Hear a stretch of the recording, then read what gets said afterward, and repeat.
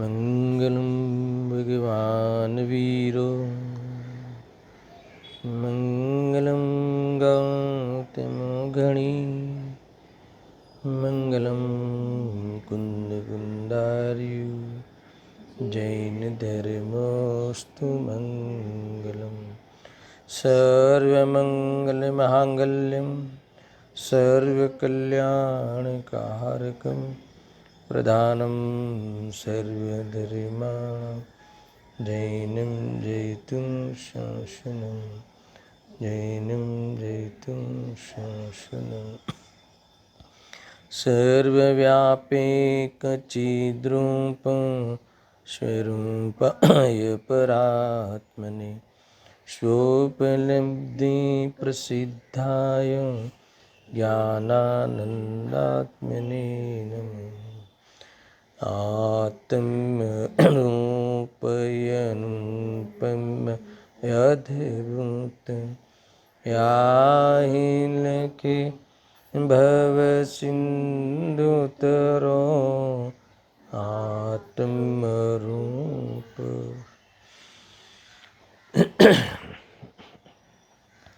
प्रवचन सार ज्ञान अधिकार गाथा 41। जे जान तू अप्रदेश ने सप्रदेश मूर्त अमूर्त ने पर्याय नष्ट जात ने बाख्यों अतीन्द्रिय गानते। आचार्य देव इस गाथा में स्पष्ट करते हैं कि अतीन्द्रिय ज्ञान के लिए जो जो कहा जाता है वो सब संभव है। क्या कहा जाता है कि इंद्रियातीत होने से सब पर्यायों को वह युगपत जानते हैं। ख्याल में यही चली ना आगे की सारी गाथाएं। इसमें ऐसा नहीं है कि एक के बाद एक जाने, होती एक के बाद एक है, मगर सब युगपत जानते हैं, प्रत्यक्ष में जानते हैं। ऐसा ये दिव्य ज्ञान है। इस बात को ये पुनः इस गाथा में ये कह रहे हैं कि ये सब संभव है। कल ये बात बताई थी कि फिर भी टीकाकार ने इस टीका में तो इंद्रिय ज्ञान की निंदा भी की है और इसमें इस रूप से निंदा की है कि इंद्रिय ज्ञान में ये सब संभव नहीं है।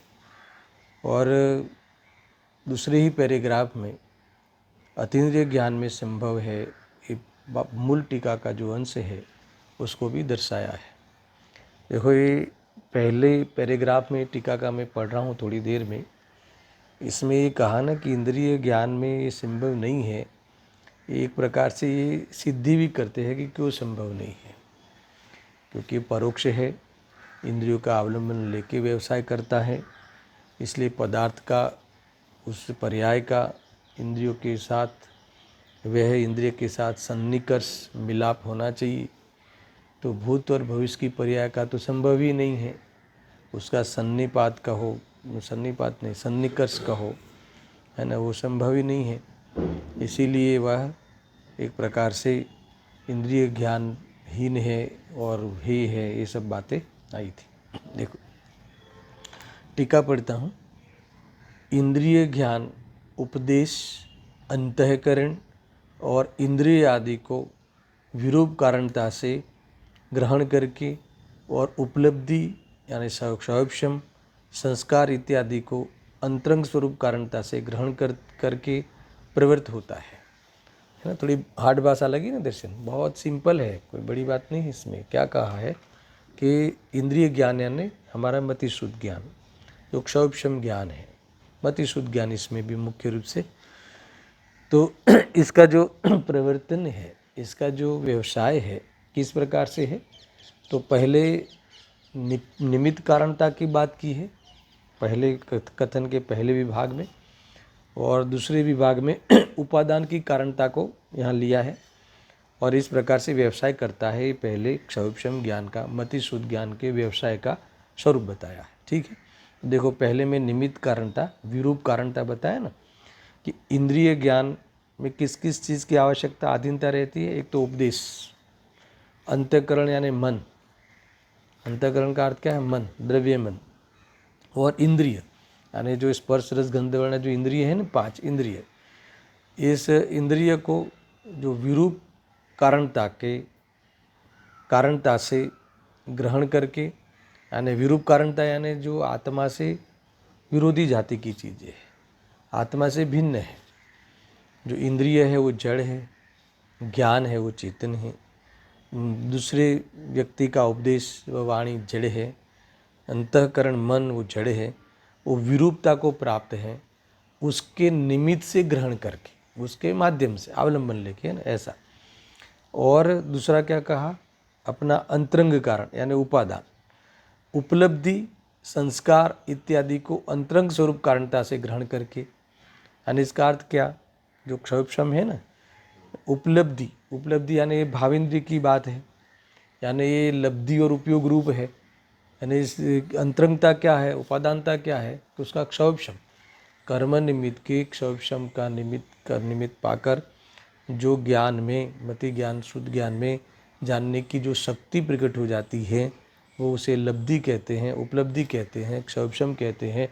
और अब इस दूसरा शब्द यहाँ संस्कार यूज़ किया है। संस्कार में 2 अर्थ लेना, तो एक तो पूर्व के संस्कार से कोई जाति स्मरण आदि ज्ञान हो जाते हैं, उसे भी संस्कार कहते हैं, और दूसरा पूर्व कर्म के क्षौपशम के निमित्त पाकर जब उस पर्याय की स्वयं की योग्यता से जो होने वाला संस्कार है, जो जानने का संस्कार है, वो उस समय की योग्यता रूप संस्कार है, उसे भी संस्कार कहते हैं।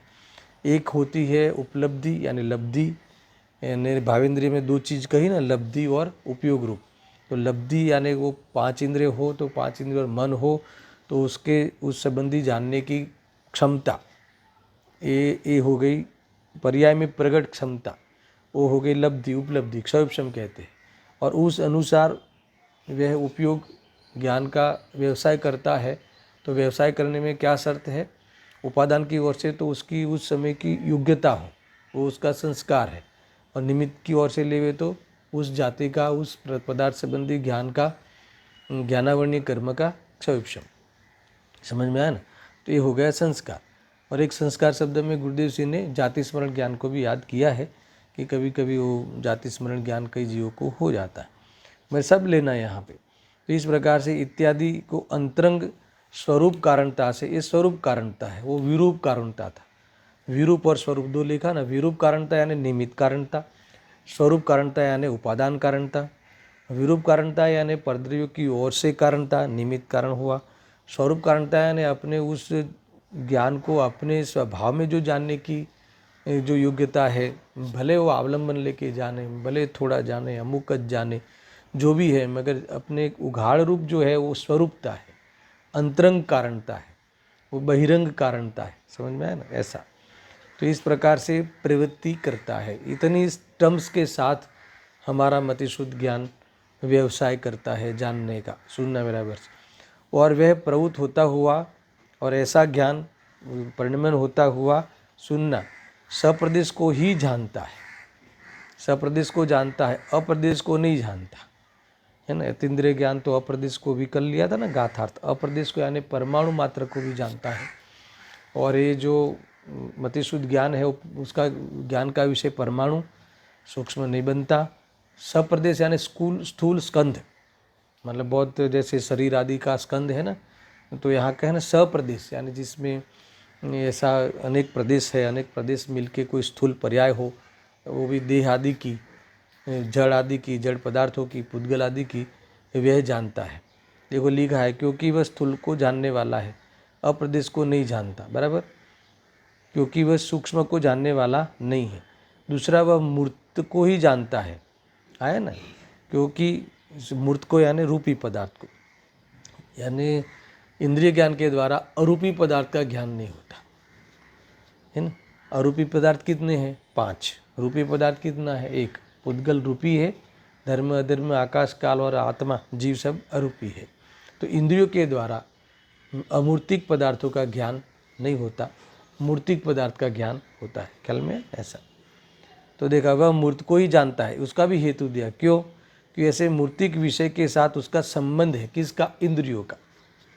इंद्रियों के द्वारा प्रवर्तन करता है, तो इंद्रियों के द्वारा मूर्त का ही, रूपी पदार्थ का ही सन्निकर्ष होता है, सन्निपात होता है, मिलाप होता है ना, निकट होता है। ऐसा वह अमूर्त को नहीं जानता, क्योंकि अमूर्तिक विषय के साथ इंद्रिय ज्ञान का संबंध नहीं है, उसका मिलाप नहीं होता। सुनना, ये पहले ज्ञान का जो स्टैंडर्ड है, मतिशुद्ध ज्ञान का जानने का जो बंधारण है ना, उसका स्वरूप है, वो बता दिया। समझ में? आप सुनना, यह वर्तमान को ही जानता है। फिर बताया दूसरा, इसकी कितनी देखो निंदा ही हुई ना। सबको नहीं जानता, इंद्रियों का अवलंबन पूर्वक जानता है, और मूर्तिक को ही जानता है। मूर्तिक में भी सब पर्यायों को नहीं जानता, यानी वर्तमान पर्याय को ही जानता है, भूत भविष्य की नहीं जानता। क्यों नहीं जानता? क्योंकि उसको एक कानून है ना, उसका नियम ये है कि इंद्रियों के द्वारा प्रवर्तन करता होने से इंद्रियों के साथ भिड़ना चाहिए, उस विषय को इंद्रिय के साथ मिलाप होना चाहिए। समझ में आया ना? जैसे आपको कोई पदार्थ का, पुद्गल का, सुगंध का ज्ञान हमें होता है, मगर हमारे वो इंद्रिय अगर डैमेज हो, घ्राण इंद्रिय अर्थात तो इंद्रिय सही भी हो, मगर उस सुगंध के परमाणु इस घ्राणेंद्रिय के साथ भिड़ते नहीं हो, तो हमें उस सुगंध का ज्ञान भले आत्मा का अनुसरण करते हुआ होता हो, फिर भी उसका ज्ञान नहीं होगा, क्योंकि वो अवलंबन लेकर ही वो ज्ञान का प्रवर्तन होता है। यहाँ लिखते हैं खाली वर्तमान को ही जानता है। क्यों? क्योंकि विषय विषय के सन्निपात सद्भाव है, वह प्रवर्तित हो चुकने वाले को और भविष्य में प्रवृत्त होने वाले को नहीं जानता। चुकने वाले को यानी जो भूतकाल में हो गई वो, और भविष्य में प्रवृत्त होने वाली पर्यायों को नहीं जानता। क्यों नहीं जानता? क्योंकि इंद्रिय और पदार्थ के सन्निकर्ष का अभाव है ना, वो होना चाहिए। ये ऐसा देखो, अनुमान ज्ञान को यहाँ गौण किया है। वो थोड़ी पर्याय को जानने में अनुमान ज्ञान का सपोर्ट लिया था ना। यहाँ इंद्रिय ज्ञान की मुख्यता से, इंद्रियों के अवलंबन से जो प्रवर्तन करता है, तो वो पता नहीं चलता कि कौन सा, जब देखेंगे तब, है ना। जैसे आप कोई चीज़ बनाते हो, कोई चीज़ कपड़ा बनाते हो या कोई वस्त्र बनाते हो, सिलते हो, तो कैसा बनेगा? तो क्या भाई बनेगा तब बताएंगे, अभी नहीं बता पाते। कोई आप व्यंजन बनाते हो, कोई मतलब कि कोई भोजन की थाली बनाते हो, कोई भोजन बनाते हो, तो कैसा स्वाद आएगा तो वह भोजन के बाद पता चलेगा, होने के बाद पता चलेगा, है ना। वो नहीं जान सकते। तो ऐसा ही है ना, इस प्रकार से सन्निकर्ष होना ऐसा ही है। देखो, इस प्रकार से ये इंद्रिय ज्ञान की बात यहाँ कही है। देखो, वास्तव में बताना तो ये है कि ये इंद्रिय ज्ञान कैसा है, ध्यान रखना। अभी साथ में अतीन्द्रिय ज्ञान जो प्रत्यक्ष है, जो इस गाथा में, मूल गाथा में ये विषय है, ये तो ये बता दिया कि इंद्रिय ज्ञान वास्तव में ज्ञान ही नहीं है। इसका अर्थ क्या कि वो मुझे उपादेय नहीं है, उसके साथ मिला के अपने को अनुभव नहीं करना चाहिए, है ना। ये यहाँ कहा है, यहाँ ध्यान देना कि अतीन्द्रिय ज्ञान जो मूल गाथा का विषय है उसको यहाँ याद करते हैं। परंतु जो अनावरण अतीन्द्रिय ज्ञान, जो अनावरण अतीन्द्रिय ज्ञान है ना, सकल निरावरण निर्विकल्प विकसित, कल ये शब्द आया था ना, निर्विकल्प नहीं, वो विकसित था ना, निर्विघ्न विकसित, निर्विघ्न, कोई विघ्न ही नहीं, यानी किसी का अवलंबन लेना हो तो विघ्न है। मान लो कि दर्शन, मुझे किसी काम में तुम्हारा सपोर्ट लेना हो, किसी का सपोर्ट लेना हो, तो इसमें विघ्न आ सकता है। पर मैं स्वतंत्र रूप से करूँ, मुझे किसी की जरूरत नहीं हो, तो इसमें विघ्न नहीं आ सकता, है ना। उसमें तो उसका मन हो, उसका सहयोग मिले, कितनी बातें आती है। मुझे मतलब कि केवल ज्ञान को, तो केवल ज्ञान में क्या कहा है, उसको निरावरण है, कर्म की अधीनता नहीं है, उस संबंधी कर्म का क्षयोपशम है, वो वाली बात नहीं, क्योंकि सब कर्मबंध जल गया है। एक तो ये कहा, दूसरा ये कह रहे हैं कि वो अवलंबन नहीं लेना पड़ता, आत्मा के प्रदेशों से डायरेक्ट हो रहा है, ये कहने वाले। देखो, परंतु जो अनावरण अतीन्द्रिय ज्ञान है, उसे अपने प्रदेश, सब प्रदेश, अपने प्रदेश, स्व प्रदेश यानी अन्य के भी प्रदेश, मूर्त और अमूर्त पदार्थ, मूर्त और अमूर्त तथा अनुत्पन्न एवं व्यतीत पर्याय मात्र ज्ञेयता का अतिक्रमण न करने से ज्ञेय ही है। अतिक्रमण यानी उल्लंघन नहीं करता। केवल ज्ञान इस पदार्थों का उस सकल निरावरण हेतु दे दिया। सकल निरावरण होने से, अनावरण होने से, अतीन्द्रिय होने से, इंद्रियातीत होने से, इंद्रिय के अवलंबन वाली परिस्थिति अभी नहीं रहती होने से, है न, से अप्रदेश को यानी एक प्रदेश को भी और सप्रदेश को भी यानी बहुप्रदेशी को भी यानी सबको, मूर्त को भी, अमूर्त को भी, वर्तमान पर्याय को भी, भविष्य की पर्याय को भी, भूतकाल की पर्याय को भी, सबको, है ना, पर्याय मात्र सबको ज्ञेयता का अतिक्रमण न करने से यानी उस जानने में आने में उसका उल्लंघन नहीं करने से ज्ञेय ही है। जैसे प्रज्वलित अग्नि को अनेक प्रकार का ईंधन दाह्यता का अतिक्रमण न करने से दाह्य ही है। यानी जैसे पूरी अग्नि जली हो, पूरा दावानल जला हो, तो उसको सारा ईंधन है, वो ईंधन क्या है, यहाँ कहते हैं कि उसका अतिक्रमण, उल्लंघन नहीं करता, बाकी नहीं रखता, सब भस्म कर देता है। क्योंकि अग्नि में जो अग्नि परिवर्तन करे, जो अग्नि फैल गई हो, सारे दाह्य पदार्थ को ईंधन में पहुँच गई हो, तो वो ईंधन फिर उसमें बाकी नहीं रहता भस्म होने में।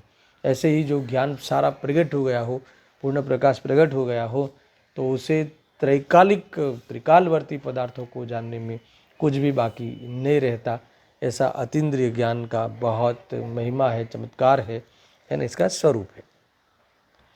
तो यहाँ कहा ना, जैसे प्रदीप्त अग्नि दाह्य मात्रा को, ईंधन मात्रा को जला देती है, उसी प्रकार निरावरण ज्ञान ज्ञेय मात्रा को, द्रव्य पर्याय मात्रा को जानता है, सबको। यानी द्रव्य पर्याय मात्रा ने कुछ भी, मात्रा शब्द जो लगाए ना पीछे, तो इतना ही ऐसा नहीं, द्रव्य पर्याय मात्रा यानी कुछ भी बाकी नहीं रहा, इसका नाम मात्र है यहाँ, है ना। इस प्रकार से अणु मात्र भी बाकी नहीं रहा, एक समय की पर्याय मात्र भी बाकी नहीं रही जानने में, ऐसा इनका कहना है। क्योंकि ये ज्ञान प्रत्यक्ष वर्ता है, इंद्रियों के अवलंबन से होना होता तो बहुत लिमिटेड होता, बहुत लिमिटेशनें होती, मगर ये सब ऐसा नहीं है। निष्कर्ष ये है कि देखो, रागादि भाव तो आदरणीय है ही नहीं, है ना, शुभाशुभ भाव तो आदरणीय है ही नहीं, पर अतीन्द्रिय ज्ञान भी आदरणीय, इंद्रिय ज्ञान भी आदरणीय नहीं है। क्यों? क्योंकि खंड खंड होता है, राग मिश्रित होकर जानता है ना, इच्छा सहित प्रवर्तन करता है, कि इंद्रियों के अवलंबन की अधीनता रहती है, खंड खंड रूप से जानता है ना सब बातें। इसीलिए इंद्रिय ज्ञान तो है, ज्ञान का परिणमन है, मगर ऐसा भी भाव रूप परिणमन है कि उसका अहंकार करने जैसा नहीं है, वो है ना। शुभाशुभ की जड़ता तो दूर, पराया ज्ञान वहाँ पर की, ये है ना।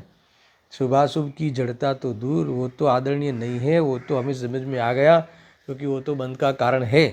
मगर इंद्रिय ज्ञान भी हमारी शोभा नहीं है, वो हमारा ऐसा ज्ञान का स्वभाव, इंद्रियों के माध्यम से जानने का वो शुद्धपना आत्मा का, ऐसा अशुद्धपना आत्मा का नहीं है, वो वास्तव में बीमारी है।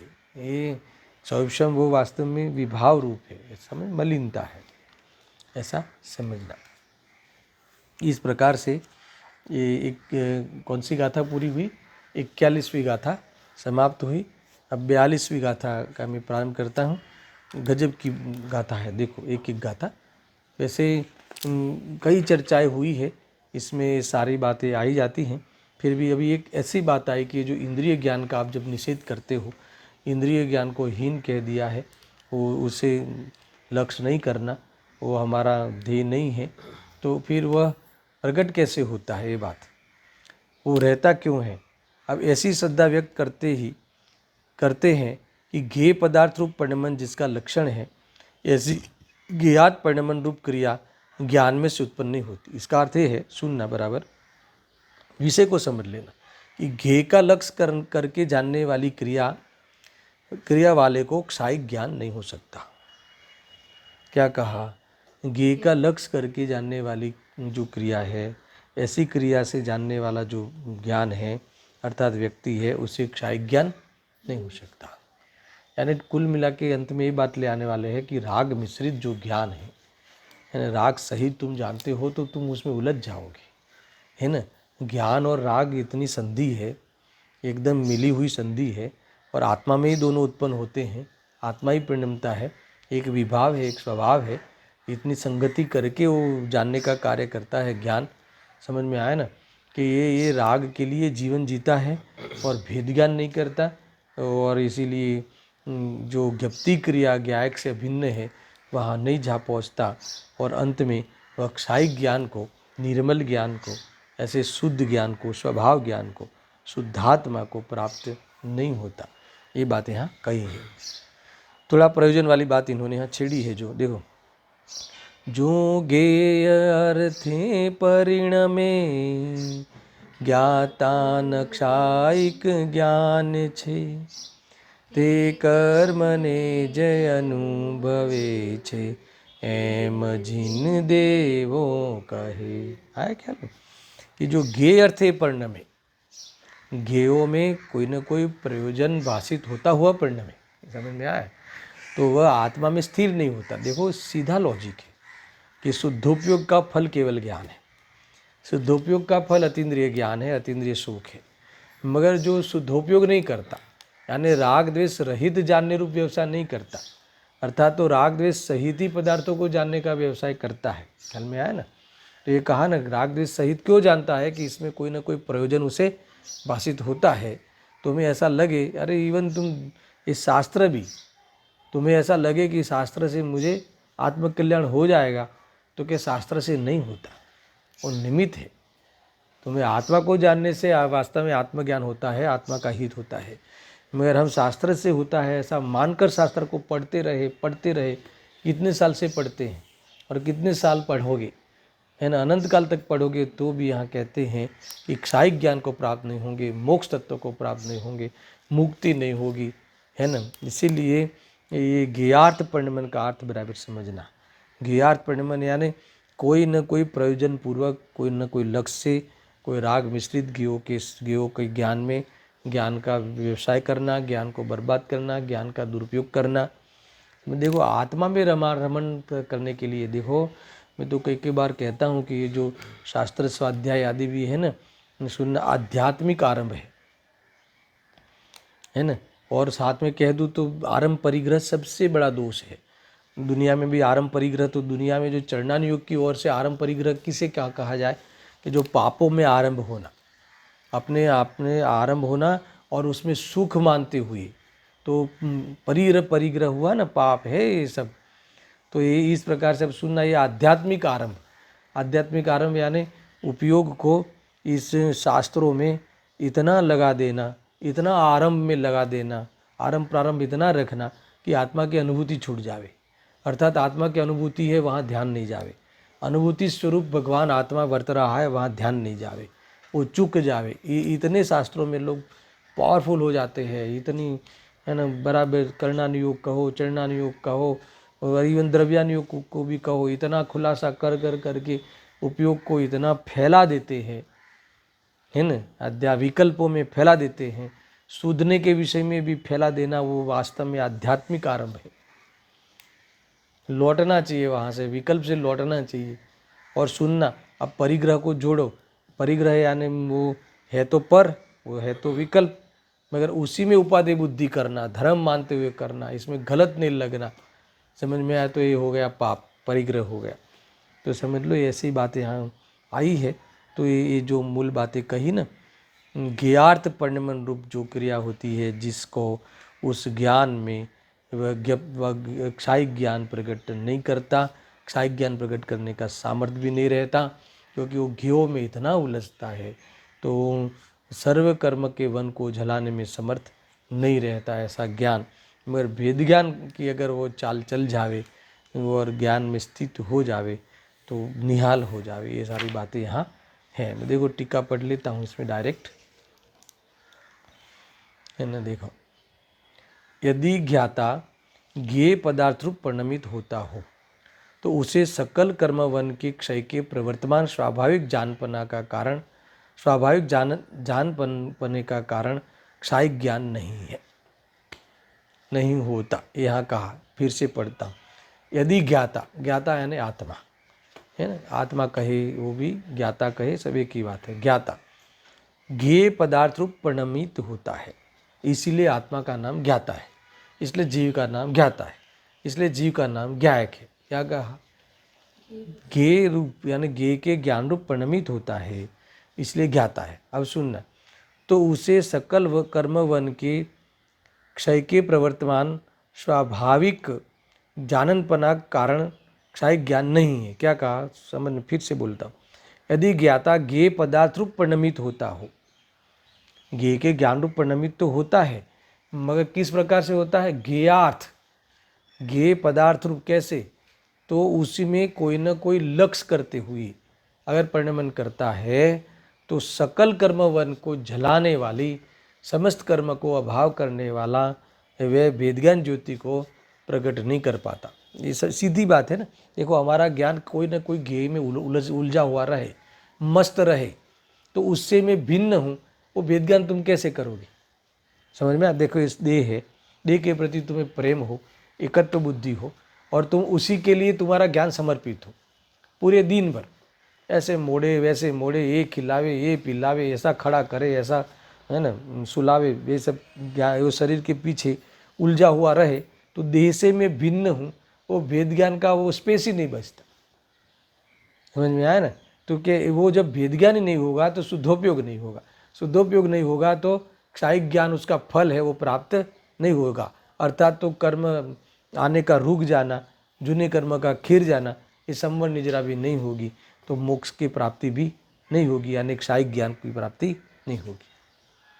देखो, हम यही तो काम करते हैं, सारा का सारा ज्ञान उस जानकारी में है ना, वही मतलब कि बाहर के अप्रयोजनभूत तत्व की जानकारी में लगा देते। देखो, बहुत महत्वपूर्ण गाथाएं होती है ना। अथवा उसे ज्ञान ही नहीं है, हम तो यहाँ कहते कि उस पराया ज्ञान कह दिया ना, उसे पराया ज्ञान, जो ज्ञान पर की सेवा करे, जो ज्ञान पर को जाने, वो पराया ज्ञान नहीं, पर की सेवा करे। पर में पर से ज्ञान होता है, पर को मैं जानता हूँ इसलिए मेरा है, वो तो देखो, हम तो डायरेक्ट भूल तो ऐसी करते नहीं, मगर इनडायरेक्ट तो करते ही है ना, क्योंकि हम इंद्रियों को क्यों संभालते हैं कि इससे बराबर हमारा जानना मानना बना रहता है। मगर आत्मा का जानना नहीं होता है भाई उससे, और बाहर का भी जानना होता है, वो ज्ञान में से होता है। और कितनी बातें हैं भाई, समझ में आया कि नहीं? इसलिए यहाँ कहते हैं कि ये अगर ये ज्ञान ज्ञेय से, उस ज्ञेयाकार से लालायित हो जाता है तो फिर वह वेद ज्ञान का अवसर चूक जाता है। कहाँ है ना? अथवा उसे तो हम ज्ञान ही नहीं कहते, ये बात आई, तो ज्ञान ही नहीं कहते आने, वो तो पराया ज्ञान है। समझ में आया ना? इंद्रिय ज्ञान ज्ञान नहीं है, कहीं कहे तो इस आधार से कहते हैं। देखो, बंधारण में तो ज्ञान का ही परिणमन है, पर विभाव रूप होने से वो उसे वास्तव में अध्यात्म स्वभाव के खाते में नहीं डालता, और दूसरा आत्मा उसका विषय नहीं बनता, उसका विषय पुद्गल बनता है। पर उसमें जानन जो है ज्ञान सामान्य, उसको पकड़ लेवे, वो इंद्रिय और इंद्रिय के पदार्थों की तरफ भेद करता हुआ है ना, पहले भले आगम के आधार से करे, फिर परिणमन रूप से करे, और इस प्रकार से आत्मा में रहे तो काम हो जावे। समझ में आया ना? देखो, वास्तव में यहाँ तो कहते हैं कि जो ज्ञेय पदार्थ रूप परिणमित होता है, जो ज्ञेयों के लक्ष्य से जो ज्ञान व्यवसाय करता है, वो सकल कर्म वन को जलाकर है ना, प्रवर्तमान जो स्वाभाविक जानपना है, क्षायिक ज्ञान है, वो स्वभाव ज्ञान पर्याय है, स्वभाव अर्थ पर्याय है, उसको प्रकट नहीं कर पाता। इसलिए हम उसे ज्ञान ही नहीं कहते। किसे? इंद्रिय ज्ञान को, ऐसा वो ज्ञान ही नहीं, क्योंकि प्रत्येक पदार्थ रूप से परिणति, सुनना क्यों हेतु दिया, क्योंकि प्रत्येक पदार्थ रूप से परिणति के द्वारा मृग तृष्णा में जल समूह की कल्पना करने की भावना वाला वह आत्मा अत्यंत दूषह कर्म भार को ही भोगता है, यानी कर्म बंध को ही प्राप्त होता है, ऐसा जिनेंद्र भगवान ने कहा। आ गया पूरी बात है ना? कर्म वहन, कर्म का भार, कर्म भार को ही भोगता है, अत्यंत दुखी होता है ना, यानी नया कर्म का बंद करता है तो पूरा पूर्व कर्म के उदय में के फलों में जुड़ता है, ये गोरख धंधा करता है, ये वास्तव में व्यभिचारी बनना करता है, दूसरे में जोड़ना, दूसरे पे दृष्टि करना, दूसरे की चीज़ों को देखना, है ना, देखना यानी उसी में ही नज़र डालना, ऐसा काम इसका होता है। ये कहा ना, ये देखा, मृग तृष्णा के जल समूह की कल्पना करने की भावना वाला। कहा ना, प्रत्येक पदार्थ से परिणति के द्वारा जो पदार्थों को जानता है उसमें मृग तृष्णा के जल समूह के द्वारा, यानी इसमें जैसे आया उदाहरण ख्याल में आया मृग तृष्णा, जैसे हिरन वो रन में भागता है ना, कि वो धूप से रेती चमकती है तो उसे लगता है कि वहाँ जल है, वहाँ जल है। ऐसे ही ये पदार्थों को जानने में वह जानने स्वभाव को भूल जाता है और इस पदार्थ को मैं ग्रहण करूँ, इस पदार्थ को मैं प्राप्त करूँ और इसके लिए मैं जानकारी रखूँ, कैसे मेरे पास रहता है, उसके लिए मैं सब ज्ञान में चतुराई करूँ। तो ऐसा करके अपने ज्ञान को बर्बाद कर देता है। और ये कहते हैं दुःसह, इतना दुख को सहन करता है, आकुलता को ही तो प्राप्त होता है। समझ में आया ना।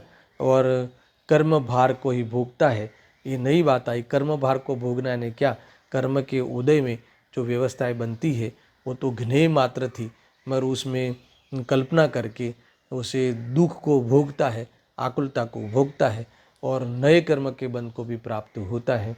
इस प्रकार से जो इंद्रिय ज्ञान की जो हेता कही थी आगे, तो हेता है तो इंद्रिय ज्ञान प्रकट इस प्रकार से होता है कि ज्ञार्थ लक्ष्य करके गे को जाने, तो इतनी बातें आई। अब जो यदि ऐसा है तो फिर अब मैं 43वीं गाथा डायरेक्ट लेता हूँ। अब यदि ऐसा है तो फिर गे पदार्थ रूप परिणमन जिसका लक्षण है, यानी गे पदार्थ रूप गे को लक्ष्य करके जानने रूप जो प्रवर्तन करता है, ऐसा जिसका लक्षण है इंद्रिय ज्ञान का, है ना, सुनना बराबर से कि जो अतीन्द्रिय ज्ञान को प्राप्त करने में समर्थ नहीं है, ऐसी जो चीज़ है, ऐसी ज्ञात परिणमन स्वरूप क्रिया और उसका फल यानी वो आकुलता कहाँ से उत्पन्न होती है, ऐसा क्यों होता है, इसका विवेचन। इसमें एक ही बात है, इसलिए होता है कि उसे वेद ज्ञान नहीं है, अर्थात इसलिए होता है कि इसे मोह के कारण, देखो ज्ञान के कारण नहीं, इसमें ये बात करनी है। और इंद्रिय ज्ञान बंध का कारण नहीं है, समझ में आया ना। इंद्रियों से जानने के माध्यम से बंध नहीं होता, क्योंकि वो 12वें गुणस्थान तक इंद्रिय ज्ञान होता है और 11वें 12 में तो बंद होता ही नहीं। तो बंद नहीं होने का कारण क्या है, वहाँ पदार्थ तो जानने में आवे मगर मोह का मिलन नहीं है, वहाँ मोह नहीं है, इसलिए बंद नहीं होता। यहाँ ये कहते हैं ना, देखो इंद्रिय ज्ञान हीन है वो बात पक्की है, मगर इंद्रिय ज्ञान से बंद नहीं होता, ध्यान में रखना। पर इंद्रिय ज्ञान यानी उस ज्ञान राग की संगति करता है, इसलिए बंद तो राग से होता है। पर उपचार से ऐसा कहीं कह देवे, है ना, संगति करने के कारण ऐसा कह देवे, क्या कह देवे कि भाई इंद्रिय ज्ञान से बंद होता है, तो ये उपचार कथन समझना। क्यों? क्योंकि इंद्रिय ज्ञान तो कभी बंद का कारण होता ही नहीं, समझना। मगर इंद्रिय ज्ञान जिसकी संगति करता है, राग की संगति करके प्रवर्तन करता है, इसीलिए वो राग जो है, मोह जो है, वो बंध का कारण है। समझ में आया कि नहीं? बाकी वो कोई तुम जानते हो, कम जानते हो, वो बंध का कारण नहीं है, दुख का कारण नहीं है, है ना। वो कर्म बंध उससे नहीं होता, मगर वो प्रवर्तन जब करे तब कुछ न कुछ कल्पना करके करे, तो कल्पना का दुख है। समझ में आया ना। तो ये बात तुम्हें समझनी चाहिए। देखो, तो फिर गेय पदार्थ रूप अगर ऐसा है, उत्थान का फिर से पढ़ता हूँ, तो फिर गेय पदार्थ रूप परिणमन जिसका लक्षण है, ऐसी ज्ञात परिणमन स्वरूप क्रिया, समझ में आया ना, ज्ञात परिणमन रूप क्रिया और उसका फल कहाँ से, किस कारण से उत्पन्न होता है। तो ऐसी इंद्रिय ज्ञान रूप परिवर्तन करने की बुद्धि आई कहाँ से, है ना। तो अब उसका विवेचन करते हैं। यानी देखो, ये इंद्रिय ज्ञान जो होता है वह कर्म के निमित्त से जो होने वाली जो प्रवृत्ति है, मगर वो होने का कारण, वो उसमें प्रवर्तन करने का कारण, इंद्रिय के एक विषय में प्रवर्तन करने का कारण, इंद्रिय के विषय जो बनता है उसमें ज्ञान को वहाँ रुकने का कारण, ज्ञान को वहाँ लीन होने का कारण कौन है। देखो, कोई भी चक्षु इंद्र ले लो, कर्ण इंद्र ले लो, उसके माध्यम से कोई पदार्थ का जानना हुआ, ये तो तुम्हारा छद्मस्त का एक सूक्ष्म ज्ञान का वह विभाव रूप स्वरूप है, वहाँ तक कोई प्रॉब्लम नहीं है। मगर यहाँ कहते हैं कि वो क्षायिक ज्ञान को प्राप्त नहीं कर सके। ऐसा क्यों होता है? कि इसलिए होता है कि जो इंद्रिय ज्ञान का विषय पुद्गल बनता है, ठीक है, और उसमें यह रुक जाता है। कौन रुक जाता है? ज्ञान वहाँ क्यों रुकता है? क्योंकि वहाँ भ्रम होने के कारण, वहाँ मोह होने के कारण, वहाँ मोह का भी उदय है। तो मोह का उदय है, इसीलिए वहाँ ज्ञान फंस जाता है, वहाँ रुक जाता है, खंडित हो जाता है। यानी अपने ज्ञान से, ज्ञान ज्ञायक से अभिन्न है ना, वो अखंडितपना है, वो भूल जाता है। इसका एक नाम अध्यात्म में खंडितपना भी कहते हैं। समझ में आया ना। तो वहाँ खंडित हो जाने से, अर्थात खंड हो जाने से फिर वहाँ मोह राग द्वेष के कारण, वहाँ रुक जाने के कारण वो फिर कर्म भावनाओं अथवा तो कर्म को भोगता है, अर्थात वहाँ दुख को भोगता है, कर्म के फल में लक्ष्य करके भोगता है। यानी देखो, इंद्रिय ज्ञान भी बंध का कारण नहीं है, मोह राग द्वेष बंध का कारण है। ये यहाँ इसको बताना है। देखो, भाख्या जिने कर्मोदयगत नियम थी संसारी ने, ते कर्म होता मोहि रागी द्वेषी बंधय अनुभवे। यही है ना गाथा 43। देखो, इसमें मैं टीका पढ़ता हूँ। वैसे अभी समझ में आवे ऐसी गाथाएं हैं और बहुत ही मार्मिक भी है, कुछ न कुछ मर्म भी है। सुनना। देखो, प्रथम तो संसारी के नियम से उदयगत पुद्गल कर्मांश होते ही है। क्या कहा? यहाँ कॉमन फैक्टर, जो भी संसारी जीव है ना, ज्ञानी अज्ञानी को भी भेद नहीं करना। पहले तो संसार में रहते हुए यहाँ कहते हैं कि उदयगत पुद्गल कर्मांश होते ही है, यानी कर्मों का उदय होता ही है। मुनिराज को कर्म का उदय नहीं होता? कर्म का उदय होता है। अच्छा, कर्म के उदय में होने वाली घटनाएं नहीं होती? उसके निमित्त से शरीर में जो रोग आदि का भी नहीं होता? होता है, सब कुछ होता है ना। मगर ज्ञान वहाँ चौकन्ना रहे।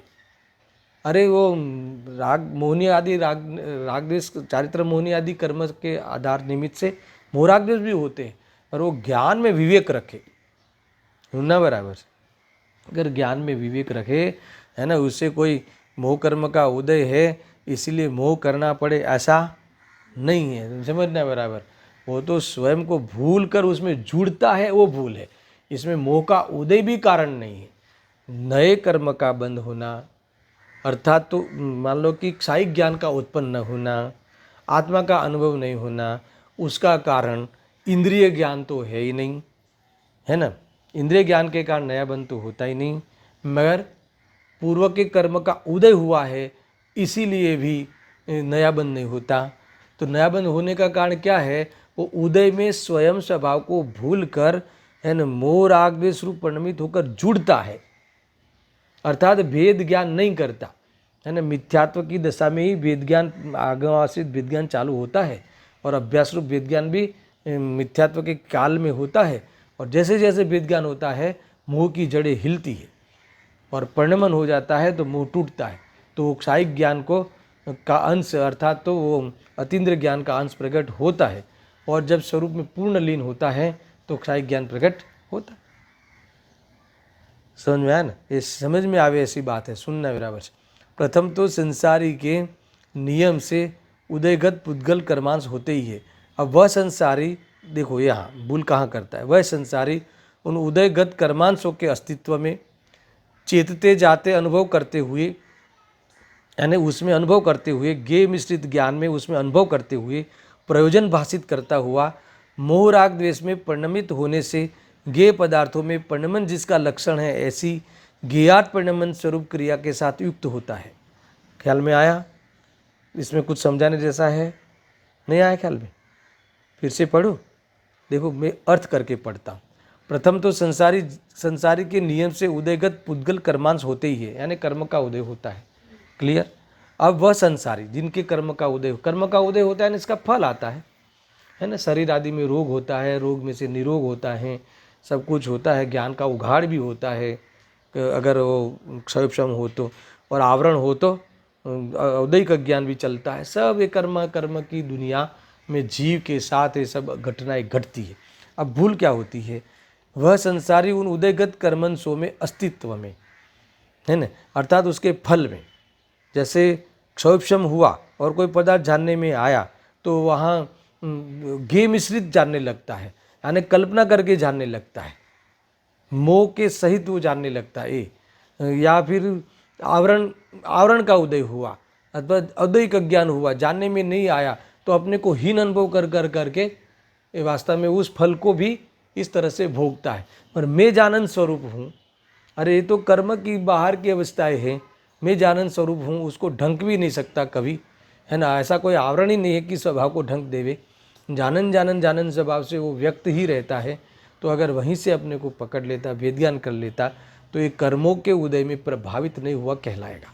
पर ये तो ऐसा नहीं करता। ये कहा नहीं, उस कर्मों के कर्मांशों के अस्तित्व में, यानी उसके फल में चेतते अनुभव करते हुए, उसको ज्ञान में पदार्थ जो जानने में आते हैं, ज्ञेय मिश्रित ज्ञान जानते हुए मोहराग्नि से परिणत होने से, बस ये भूल हो गई।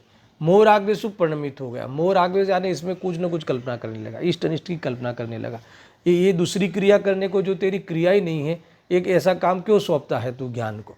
कल आया था ना गुरुदेव जी के प्रवचन में, है ना। अपूर्ण ज्ञान है तो भले संपूर्ण ज्ञान भी सबको जानता है, अपूर्ण ज्ञान भी सबको जानता है, दूसरा काम क्यों सौंप देते हो। हम तो केवली को भी दूसरा ज्ञान सौंप देते हैं। हे प्रभु, है ना, आप तीनों काल का जानते हो, तो आपका मेरा भविष्य में क्या होने वाला है वो भी आप जानते हो, तो थोड़ा आप उसको सुधार लेना, समझ में आया ना, कुछ देखना जरा, है ना। मैं आपके लिए कुछ न कुछ, है ना ख्याल में है ना, रिश्वत तो दे ही दूंगा, समझ में आया कि नहीं। 2-4 विधान करा दूंगा, 2-4 आपके सर्वज्ञता की जो शिविरें चलवा दूंगा, सब करा दूंगा ना प्रभु। आपको मेरा सारा भविष्य, सारा मेरी अनंत काल की पर्याय आपको पता है, तो आगे मेरे कोई दुख नहीं आवे, है ना, मेरे कोई शरीर में तकलीफ नहीं आवे, ऐसी कोई व्यवस्था कर लेना, जुगाड़ कर लेना। तो ये तो भगवान को भी बाकी नहीं रखता, समझ में आया ना। ऐसा ही है। तो ये जानने में कोई पदार्थ आया तो जानने रूप कार्य है तेरा, तो दूसरा कार्य क्यों सौंप देता है। तो कौन सौंपता है, ज्ञान सौंपता है, मगर क्यों सौंपता है कि मोह को लेके। वो मोह भी ज्ञेय था, वो राग भी ज्ञेय था, जानने में आने वाला ज्ञेयार्थ पदार्थ था, मगर उसमें प्रयोजन भाषित हो गया, उस भ्रम हो गया कि अरे ये मेरा लगता है मुझे, तो बात खत्म। यहाँ ये कह रहे हैं ना, उस क्रिया के साथ युक्त होता है, और इसीलिए क्रिया के फलभूत, तो उसका फल क्या है, क्षयिक भाव फल है क्या, कर्म का क्षय फल है क्या। तुम बराबर जानो कोई पदार्थ, शरीर के बारे में तुम स्पष्ट जानो, एकदम स्पष्ट जानो, और उपादेय बुद्धिपूर्वक जानो। इसलिए जानते हैं कि अगर बराबर जानेंगे तो शरीर को कैसा रखेंगे, निरोगी रख पाएंगे। अच्छा, निरोगी रख के फिर क्या होगा, सुखी हो जाऊंगा। अगर इस उपादेय बुद्धिपूर्वक अगर उस पदार्थों में जानने की प्रवृत्ति करोगे, तो यहाँ कहते हैं कि इससे तो तुम्हें आकुलता होगी, क्योंकि वो तुम्हारा होता नहीं, और वो तुमसे सुख आता नहीं, और इससे नए कर्म का बंध भी पड़ता है, यानी पुराने कर्म के फल में तुम जुड़ गए। और तुम्हें नहीं जुड़ना होता, उदय आना भले आया, है ना, आया फिर भी आया तो जुड़ा कि नहीं, अरे वो भले प्रकृति प्रदेश आदि से जोड़ गया, सुनना, स्थिति अनुभाग का उदय, स्थिति का उदय आया, प्रकृति का उदय आया, प्रदेश का उदय आया, पर अनुभाग का उदय नहीं भी आ सकता। नहीं जुड़ना है तो नहीं जुड़ो। उस शरीर का ऐसा हुआ तो तुम ज्ञान पे लक्ष्य कर दो कि ये तो जानने में आया है, तो ज्ञान का आकार है, ये ज्ञेयाकार रूप ज्ञान हुआ है, वो तो ज्ञान का आकार है। तो इसकी भिन्नता भाषित हो जाए तो तुम्हें वास्तव में मोह नहीं होगा। इसलिए मोह करने के लिए मजबूर मोहनीय कर्म भी नहीं करता। समझ में आया कि नहीं। इंद्रिय ज्ञान के कारण तो मोह नहीं होता, अल्प ज्ञान के कारण मोह तो नहीं होता। इंद्रिय ज्ञान के द्वारा पुद्गल जानने में आता है, इसलिए मोह नहीं होता। समझ में आया कि नहीं। मगर उस मोह के साथ जानना होता है, उसमें तुम मोह से मिलन कर देते हो, तो समझ लेना कि वह नए कर्म का बंध होता है। तो ऐसा इंद्रिय ज्ञान, जो इंद्रिय ज्ञान तुम्हें वेद ज्ञान में नहीं लगाते, जो इंद्रिय के ज्ञान के माध्यम से आगम की यूटिलिटी नहीं करते, और आगम की यूटिलिटी करते ही रहते हो मगर वेद ज्ञान तरफ नहीं जाते, तो समझ लेना कि ये सारा ज्ञान तुम्हें मिला था, जितना भी वारसा में मिला था इंद्रिय ज्ञान, वो अतीन्द्रिय ज्ञान है ना। अतीन्द्रिय ज्ञान के लिए अगर, वेद ज्ञान के लिए अगर तुम उसका यूजफुल कर लेते, यूटिलिटी कर लेते, तो इंद्रिय ज्ञान की उपाधि चली जाती, तो इंद्रियों से जानने की व्यवस्था निकल जाती, केवल ज्ञान हो जाता। तो यहाँ कहते हैं देखो, इसीलिए है ना, इस क्रिया के फलभूत बंध का अनुभव करता है। इससे ऐसा कहा कि मोह के उदय से युक्त होने के कारण से ही क्रिया और क्रियाफल होता है। देखो लिखा, पर्टिकुलरली लिखा आचार्य अमृतचंद्र देव ने, ज्ञान से नहीं, ज्ञान से बंद नहीं होता। कौन सा? इंद्रिय ज्ञान से भी बंद नहीं होता, अपूर्ण ज्ञान से भी बंद नहीं होता, मलिन ज्ञान से भी बंद नहीं होता, अरे औदैहिक अज्ञान से भी बंद नहीं होता। तुम्हें ये बुक के बारे में तुम उल्टा जानते हो, समझ लो, बुक को जानते ही नहीं हो तो भी बंद नहीं होगा। मगर बंद किससे होगा? मोह से युक्त ज्ञान से बंद होगा, मोह से युक्त ज्ञान। इसीलिए ज्ञान तो उपचार से कहते हैं, मोह से बंद होता है। मोह की संगति अगर ज्ञान नहीं करता तो बंधन से बच जाता है ना, वहाँ खंड खंड रूप से रुकने की मैटर नहीं आती। इस प्रकार से ये वाली बातें यहाँ आई हैं।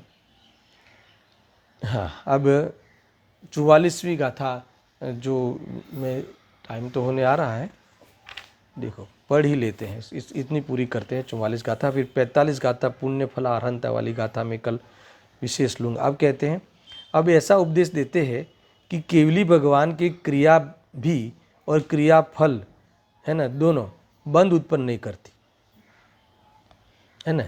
इनके जो क्रियाएं हैं ना, कौन सी? वचन योग, काय योग, मन योग नहीं है इनके, भाव मन भी नहीं है, मन का अवलंबन भी नहीं है, इंद्रियों के द्वारा डायरेक्ट जानते हैं। मगर फिर भी काय योग तो है ना, विहार है, फिर वो क्षेत्रांतर करते हैं, समोषण से एक क्षेत्र से दूसरे क्षेत्र विहार करते हैं ना, ये कहा है। देखो बैठना बनता है, पद्मासन करना रहता है, ये सब बनता कि नहीं बनता? ये क्रियाएं हो गई, बराबर। तो इस क्रिया होते हुए भी इनके क्रियाफल नहीं आता, क्रियाफल नहीं आता। देखो हम चलते हैं, हम उठते हैं, हम खाते हैं, हम पीते हैं, क्रिया है ना, इस क्रिया संबंधी राग करते हैं, इस क्रियाओं में लक्ष्य करके रागद्वेष करते हैं। इनकी क्रिया तो है मगर रागद्वेष नहीं है ना, मोह नहीं है। इनके लिमिटेड क्रिया तो है, समोषण में पद्मासन ग्रहण करते हैं या खड्गासन रूप से करते हैं, विहार करते हैं, ये सब होता है ना।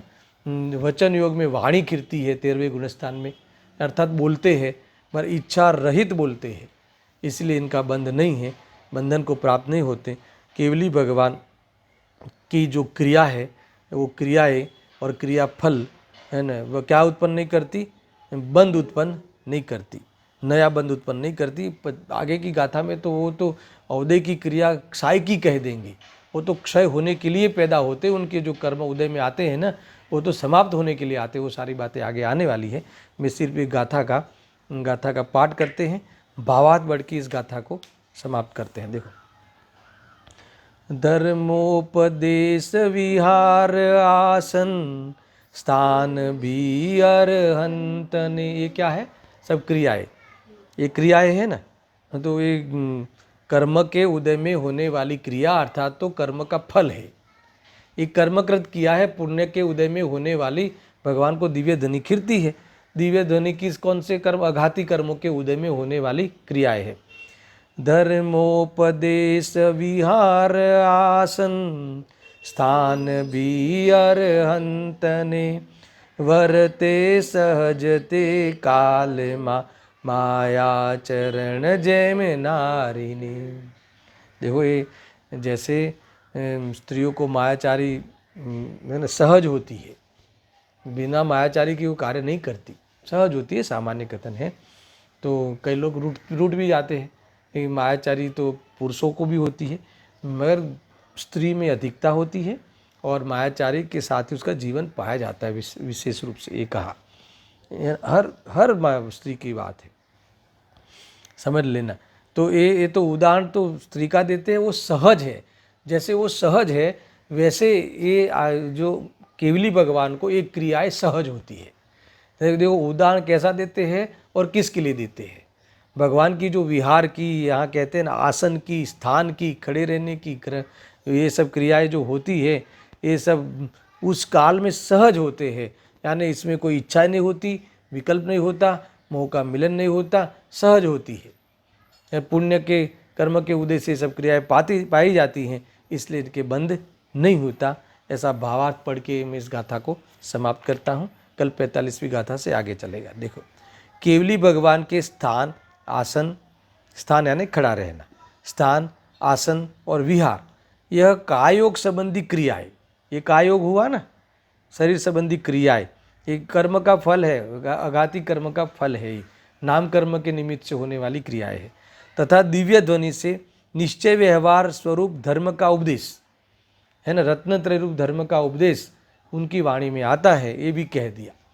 निश्चय रत्नत्रय, व्यवहार रत्नत्रय, सब भगवान की वाणी का उपदेश है ना। आगम की, आप की वाणी को आगम कहते हैं।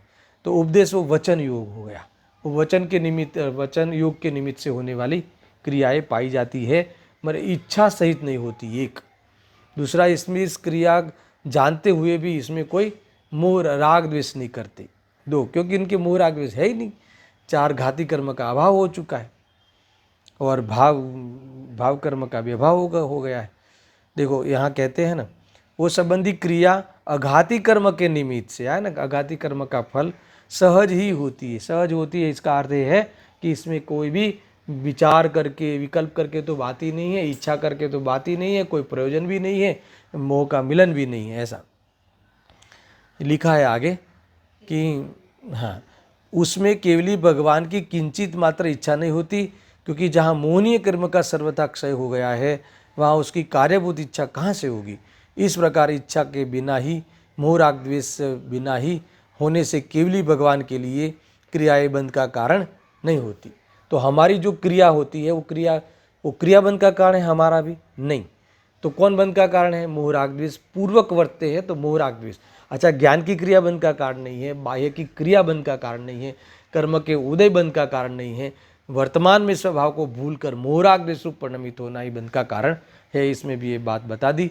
खरेखर निचली दशा में ज्ञानी को भी क्रिया तो किसी के बंध का कारण नहीं है ना। वास्तव में समझ में आया कि नहीं, क्रिया, परिणाम और अभिप्राय। तो बाह्य में जड़ की क्रिया तो बंध का कारण नहीं है, परिणाम का बंध अल्प होता है और अभिप्राय का बंध अनंत होता है। इतना समझना है। ज्ञानी को भी देखो, जितना जितना राग नहीं है तो अर्थात एकत्व बुद्धि पूर्वक वो बाह्य में कार्य नहीं करते, तो उस कार्य करते हुए भी इनको अनंतानुबंधी का बंध नहीं है। ये बात हमने पहले सीखी है, समय सार में बहुत आई है। कुल मिला के केवली भगवान की बात यहाँ वापस पुनः ला देते हैं कि केवली भगवान जो क्रियाएं भी इनको पाई जाती हैं फिर भी इनको बंध नहीं है। क्यों? क्योंकि मोह राग द्वेष नहीं है, इसीलिए ये बातें आई है। अब कल 45वीं गाथा में प्रारंभ करूँगा, जो पुण्य फला अर्हंता वाली बहुत प्रचलित गाथा है। कहीं इसमें अनेक प्रकार के अर्थ भी गलत निकालते हैं, तो उसका भी हम खंडन करेंगे और सही अर्थ क्या है उसका मंडन करेंगे, और इससे हमें क्या लाभ होता है, इस गाथाओं से हमारा प्रयोजन कैसे सिद्ध होता है, इसकी चर्चा भी हम कल करेंगे। सहजानंदी शुद्ध स्वरूपी अविनाशी हूँ आत्मस्वरूप। सहजानंदी शुद्ध स्वरूपी अविनाशी हूँ आत्मस्वरूप। सहजानंदी शुद्ध स्वरूपी अविनाशी हूँ आत्मस्वरूप।